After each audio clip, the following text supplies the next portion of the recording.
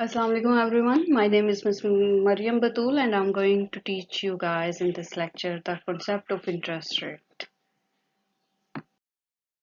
The topics we are going to cover in today's lecture are how to measure interest rate, and to understand it there are three further topics that we will focus on. The first one is the concept of present value. The second one is the different types of credit market instruments. And the third one is how the yield to maturity is measured on all the different credit market instruments. The book we are going to follow for this is The Economics of Money, Banking and Financial Markets by Frederick Mishkin. And the chapter 4 is the related chapter for this concept. Frederick Mishkin की ये जो book है, it's one of the most well written books of monetary economics. आपको और भी कोई concept पढ़ना हो, you should follow this one. So let's begin with the understanding of interest rate. Interest rate जो है वो एक बहुत important economic variable है. It affects everything that we live for. It affects our daily life. It affects the economy. Interest rate जो है वो हमारे personal decisions को भी affect करता है. For example, अगर interest rate high है, you will choose to save more and consume less. वो क्यों? क्योंकि आपको पता है कि जब इंटरेस्ट रेट हाई होता है, फॉर एग्जांपल जैसे ये कोविड-19 की पेंडेमिक से पहले पाकिस्तान में जो इंटरेस्ट रेट था दैट वाज लाइक 13%. तो 13% इंटरेस्ट रेट पे आपको जो रिटर्न मिल रहा है वो काफ़ी ज़्यादा है. सो लोग जो हैं वो इस सिचुएशन में सेविंग ज़्यादा करते हैं, कंजम्पशन जो है वो कम करते हैं. On the other hand, if you had planned to buy a house by taking loan from bank, you will postpone that because the current interest rate in the market is high, so your cost of borrowing will also be high. ये सिर्फ individual level पर decision making को effect नहीं करता, it also effects the decision making on the businesses level. आप सब भी familiar हो गए कि इंटरेस्ट रेट जो है वो इन्वेस्टमेंट को नेगेटिवली इम्पैक्ट करता है. बहुत ही कॉमनली यूज हमारा इकोनॉमिक्स में रिलेशनशिप होता है that investment is a negative function of interest rate. जब और उसकी रीजन क्या है? जब भी इंटरेस्ट रेट हाई होता है it means the cost of borrowing is high, क्योंकि आपने being a investor you will have to pay back to the bank. तो जब इंटरेस्ट रेट हाई है तो आपकी कॉस्ट ऑफ बोरोइंग भी हाई होगी. कॉस्ट ऑफ बोरोइंग हाई होगी तो आप अपने परचेजिंग डिसीजंस जो है उसको पोस्टपोन करोगे. And if on the other hand the interest rate is low, तो लोग जो है वो ज़्यादा इन्वेस्टमेंट करते हैं. और इंडिविजुअल लेवल लोग जो हैं वो ज़्यादा कंजम्पशन को प्रेफर करते हैं.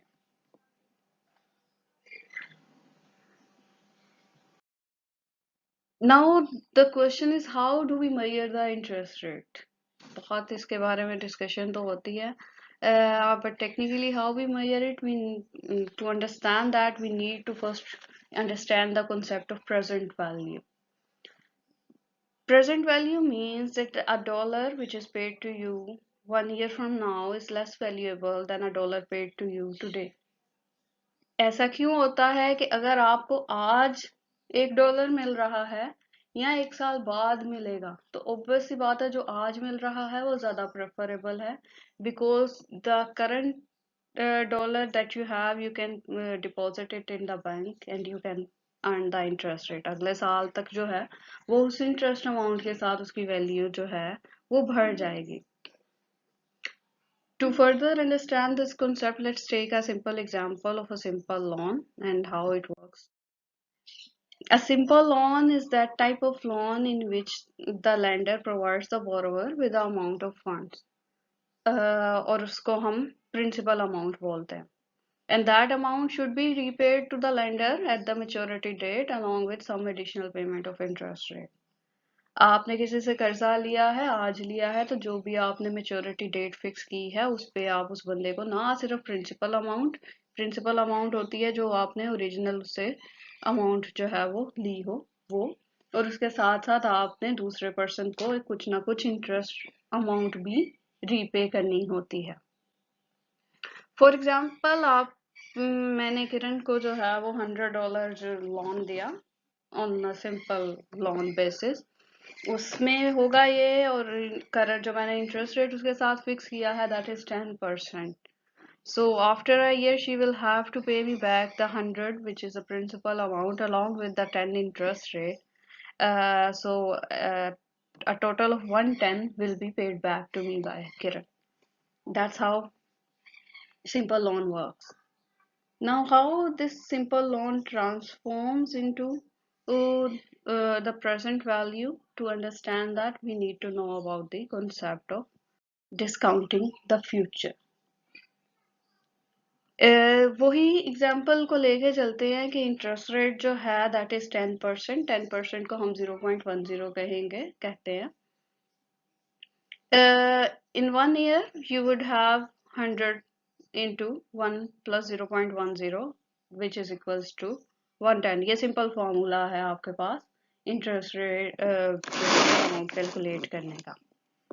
अगर आपने वो $110 लिए और अगले साल फिर कर्जे पे दिए, नेक्स्ट ईयर आपके पास अब जो प्रिंसिपल अमाउंट होगी दैट विल बी 110, और उस प्रिंसिपल अमाउंट पे आपको इंटरेस्ट रेट को इंक्लूड करें. इंटरेस्ट रेट हमने वही 10% ही सपोज किया, तो वो जो अमाउंट होगी दैट विल बी 121. इसी चीज को हम एक और वे में भी लिख सकते हैं.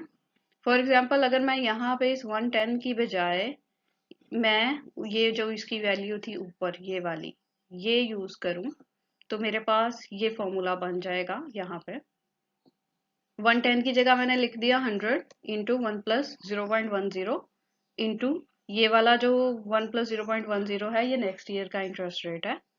तो इसको मैं 121 को मैं इस फॉर्म में भी लिख सकती हूँ, दैट 100 इंटू 1 प्लस 0.10 पावर 2. ठीक है. सो यही अमाउंट इसी एग्जांपल को लेके अगर चलें तो अगले साल मतलब थर्ड ईयर में हमारे पास क्या होगा, 121 अब आपकी प्रिंसिपल अमाउंट बन जाएगी. उसके पास आपको कुछ ना कुछ इंटरेस्ट रेट मिलेगा, उसको कैलकुलेट करें तो we get the value of $133.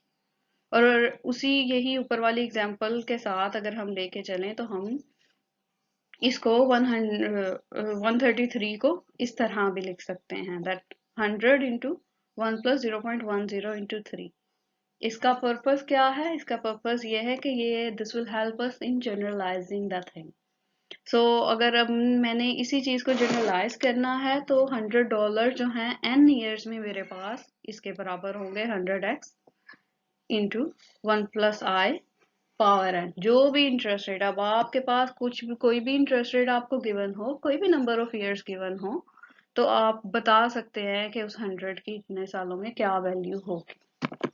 This concept or this process of calculating today's value of dollars received in the future is called as discounting the future. हमने जो फ्यूचर की वैल्यू है उसको present value में convert कर रहे हैं.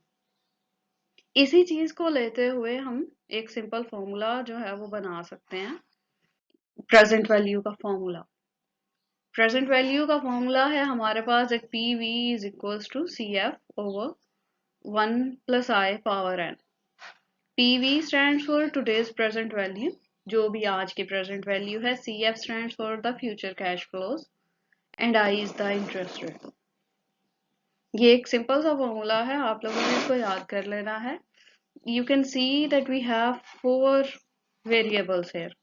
एक PV है, एक CF है, एक I है और एक N है. आप में से आपको इनमें से किसी भी 3 चीजों का डाटा गिवन हो, you should be able to calculate the present value. If you are given the data of CF, I and N, you should be able to calculate the value of PV. Let's go with an practical example. Suppose you are given, you are paid $250 2 years from now, and the interest rate that is used is 15%. आपके पास एक person है, उसने कहा कि भी मैं आपको 2 साल बाद जो है वो $250 दूंगा और इंटरेस्ट अमाउंट जो है that is 15%. How you will calculate कि वो जो $250 हैं वो आज कितने डॉलर्स के बराबर होंगे, you will simply put it in the value, in the formula of present value. ये देखें, मैंने सी एफ की जगह, कैश फ्लो की जगह 250 लिखा, 1 + 0.15 आ गया, ईयर्स जो है वो 2 है तो मैंने उसकी जगह 2 लिख दिया। इसको कैलकुलेट करें, आपके पास ये वैल्यू आ गई 189.04। सो 189.04 आज जो हैं वो एक साल और दूसरे साल में जाके उसकी वैल्यू जो है वो $250 के बराबर हो जाती है। This is what the concept of present value is all about. The dollar paid back to you, $1, which is paid to you a year from now, is less valued than the one given to you today. इसकी present value का जो एक बड़ी मजेदार सी implication है,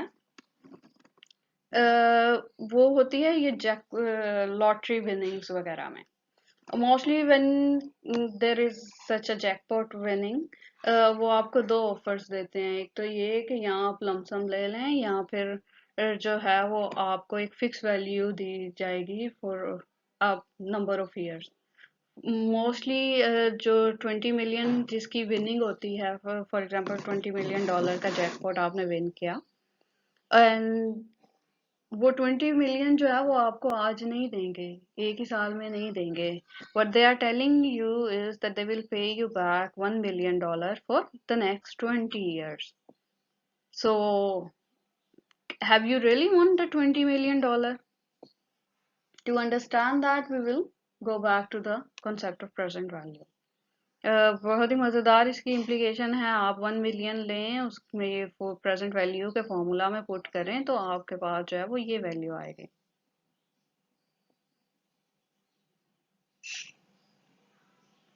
तो जो 20 million का जैकपॉट है, that is actually worth $9.4 million only, क्योंकि ये जो क्योंकि हर साल मिलना है आपको ये एक एक मिलियन करके, तो हर गुजरते साल के साथ उसकी जो वैल्यू है वो कम होती जाएगी। This is the concept of present value. ये इसकी प्रैक्टिकल इम्प्लीकेशन है, बहुत ही इंटरेस्टिंग है। At this time, I will suggest you all to pause the video and go back to the concept of present value.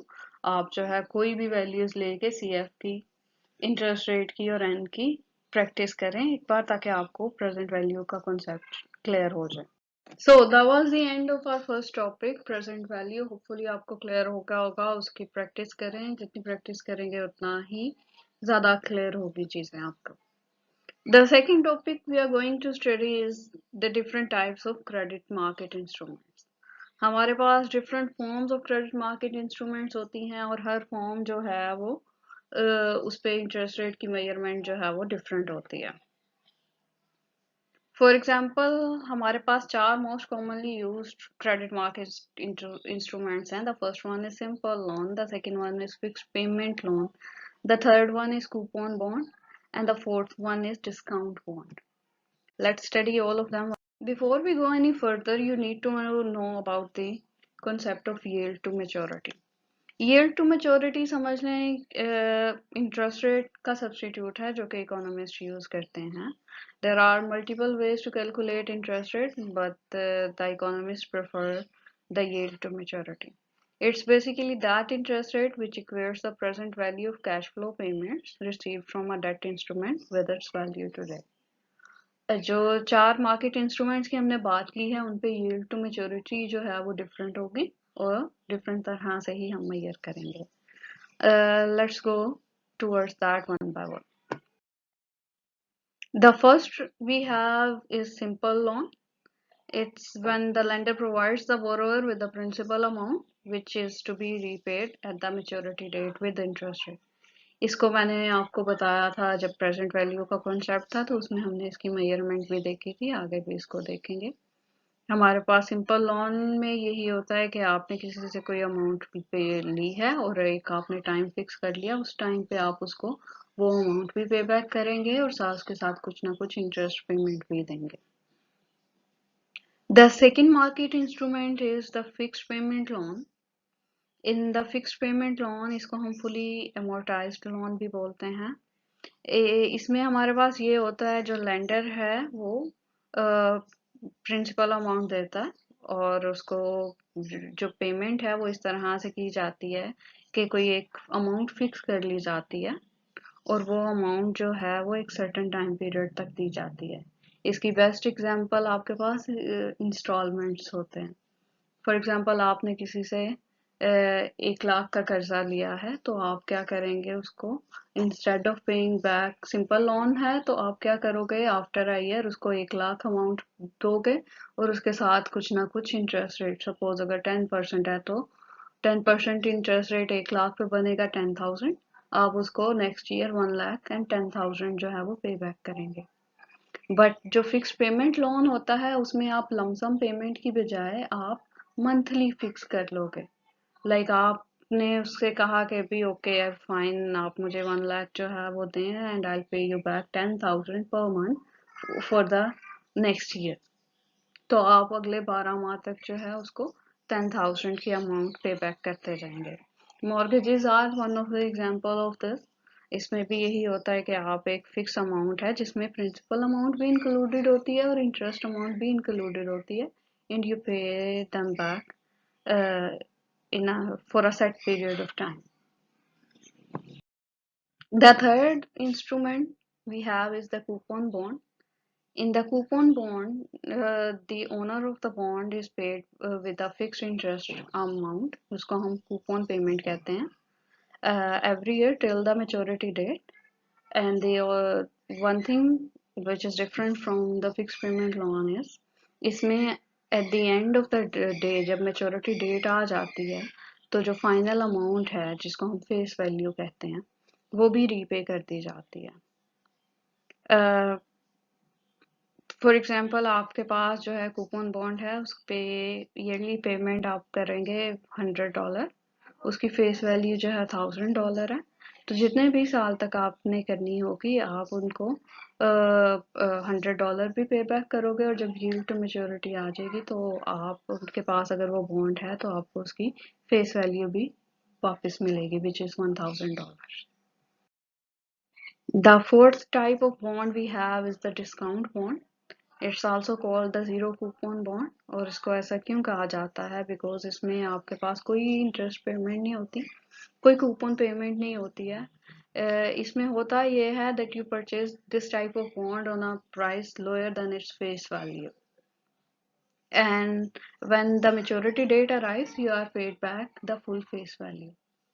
For example आपने एक bond purchase किया है, उसकी फेस वैल्यू है $1,000, लेकिन आप उसको डिस्काउंट बॉन्ड है तो आप उसको आज परचेज करोगे फॉर सपोज $800 पर, और आफ्टर अ ईयर आप जो, अगर उसकी यील्ड टू मेच्योरिटी जो है वो 2 साल है, तो 2 साल बाद आपको उस 800 वाले बॉन्ड की बजाय उसकी full face value which is the $1,000 आपको वो रिटर्न मिल जाएगा। Now we are going to calculate the yield to maturity on all these different types of credit market instruments. So let's start with the simple loan.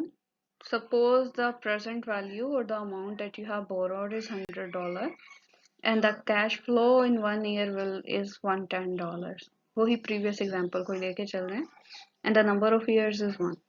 It means कि आपने आज जो है $100 borrow किए, and after a year you have promised them to pay back $110. इस पे हम interest rate कैसे कैलकुलेट करेंगे, आप सिंपल प्रेजेंट वैल्यू का फॉर्मूला यूज करेंगे। उसमें यहाँ पे आपके पास PV है, उसकी वैल्यू पुट कर दी, दिस इज द CF, उसकी वैल्यू पुट कर दी, I इज द अननोन। तो आप क्या करेंगे, I की और 100 की जो आप स्पेस चेंज करें, दोनों को सिंपल अरिथमेटिक कैलकुलेशन करें, you will get the value 10%, 0.10 which is equals to 10%। तो इस केस में हमारे पास इंटरेस्ट रेट जो है वो 10% होगा ऑन अ सिंपल लोन, और यही उसकी यील्ड टू मेच्योरिटी है। Now for a fixed payment loan the yield to maturity is a little complicated. इसमें का जो फॉर्मूला है वो हमारे पास that is this one, L V is equals to F P over 1 plus I plus so on till the number of years have achieved. क्योंकि इसमें हम यही कहते हैं एफ पी जो है वो हमारे पास है फिक्स्ड ईयरली पेमेंट, और यही हमारा कॉन्सेप्ट है जो हम यूज करते हैं कि आप जो है instead of paying back interest rate और प्रिंसिपल अमाउंट सेपरेटली, आप एक फिक्स ईयरली पेमेंट करते रहेंगे। कब तक करेंगे? जब तक नंबर ऑफ ईयर्स जो है वो पूरे नहीं हो जाते। ये फॉर्मूला है, आपने इस फॉर्मूला को याद करना है। उसमें वैल्यूज अगर हम पुट करें तो हमारे पास फिक्स पेमेंट लोन की यील्ड टू मैच्योरिटी आ जाती है।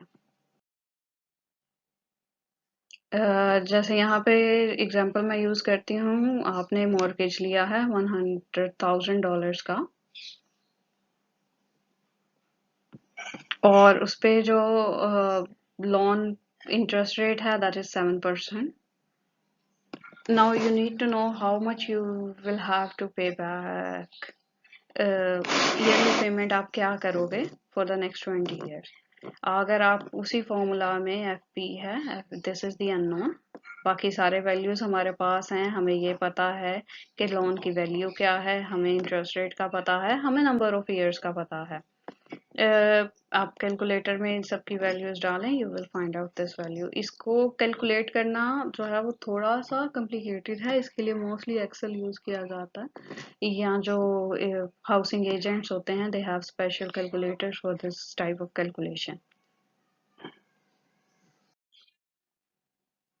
The third one we have is the coupon bond. Coupon bond, let me remind you all, coupon bond में हम क्या करते हैं, वो फिक्स पेमेंट लोन के जैसा ही होता है कि आपको एक कूपन पेमेंट मिलती रहती है जब तक उसकी जब तक उसके ईयर्स टू मेच्योरिटी नहीं हो जाते। But at the time of maturity आपको उसकी जो फेस वैल्यू है वो भी वापस मिलती है। ये चीज हमारे पास जो फेस वैल्यू का कॉन्सेप्ट है वो भी वापस मिल जाता। इसको कैलकुलेट करना भी वैसे ही है, फिक्स पेमेंट लोन के जरिए ही है। आप जो है उसकी वैल्यूज कैलकुलेट कर सकते हैं। Suppose there is a 10% coupon bond with a face value of $1,000 and a 12.25% interest rate, and the number of years is 8 years. आप फॉर्मूला में सारी वैल्यूज पुट करें, you will get the present value. इस तरह से हम इसको calculate कर सकते हैं। अगेन इसकी कैलकुलेशन के लिए भी स्पेशल कैलकुलेटर्स यूज करते हैं, या मोस्टली एक्सेल यूज किया जाता है। There is a special type of coupon bond which is known as the console or perpetuity bond. It's the bond which doesn't give you, which doesn't pay you back any principal amount. It rather pays back a fixed coupon payment forever. इसकी कोई years to maturity नहीं होती। अगर आपके पास ये bond है तो ये आपको फॉर एवर पेमेंट करेगा। वैसे इस तरह के बॉन्ड जो है वो अब करंटली यूज नहीं होते हैं, but because it's a market instrument we need to understand it. इसकी जो यील्ड टू मैच्योरिटी कैलकुलेट करने का फॉर्मूला है विच इट्स रादर इजी। आपके पास पीसी है, PC stands for the price of console, C is the yearly interest payment and I is the yield to maturity for the console. So as we are more interested in finding the value of I, we will simply shuffle this equation and we'll get this equation. I is equals to C over P. इसमें हमारे पास ये example है, suppose आपके पास एक bond है, उसकी price value, उसकी जो प्राइस है which is that is 2000 and it pays you back $100 annually forever. तो इसमें यील्ड टू मैच्योरिटी क्या होगी? 5%. How? By simply putting these values in the formula, I got the value 5%. So इस पे yield to maturity calculate करना काफी easy है। Again इसका भी आपको formula आना चाहिए, yield to maturity कैसे calculate करनी है ये आनी चाहिए। Then we have the discount bond, the fourth and the final type of credit market instruments.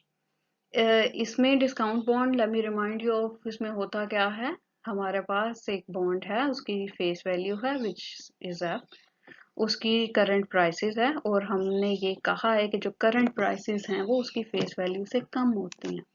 सो जो भी उसकी फेस वैल्यू है उसमें से करंट प्राइसेस को माइनस करेंगे और उसी पे डिवाइड करेंगे, you will get the yield to maturity or the interest amount.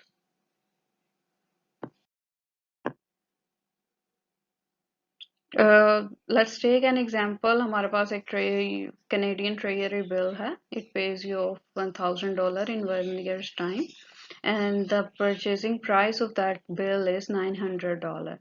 If you have to calculate the yield to maturity on this type of bond, it's I is equals to F, which is its face value $1,000. P is equals to its price, which are $900. दोनों values put करें, आपके पास इसकी yield to maturity आ गई 11.11%. Hopefully आपको ये चीजें, ये जो concepts हैं, ये clear हो गए हैं. Let's go with some practice question that will help you understand this a little better. So the question is, would a dollar tomorrow be worth more to you today when the interest rate is 20% or 10%? I'll suggest you all to pause the video and think back. इसके लिए हम present value का ये formula use करेंगे और इसमें आपके पास simple I की different values हैं. हमने example ली है, simply 1 assume कर लिए, 1 जो कैश फ्लो है दैट इज 1, उसकी जगह 1 पुट किया. अगर इंटरेस्ट रेट जो है वो 20% है तो आपके पास जो टुमारो डॉलर है उसकी अगले दिन जब आपको डॉलर मिलेगा उसकी वैल्यू जो है $0.83 होगी. लेकिन अगर इंटरेस्ट रेट जो है 10% है तो उसकी वैल्यू जो है वो हायर होगी. So the answer to this question is a dollar tomorrow will be worth less when the interest rate is 20%.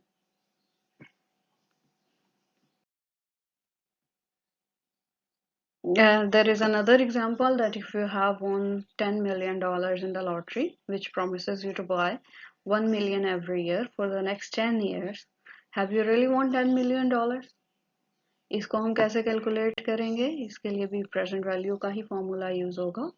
Number of years जो हैं इसमें 10 है और इंटरेस्ट रेट जो है वो 5% अगर हम सपोज करें, तो इससे जो हमारे पास उस की जो एक्चुअल अमाउंट बनेगी that will be a little over $7 million. वो 10 मिलियन नहीं होगी.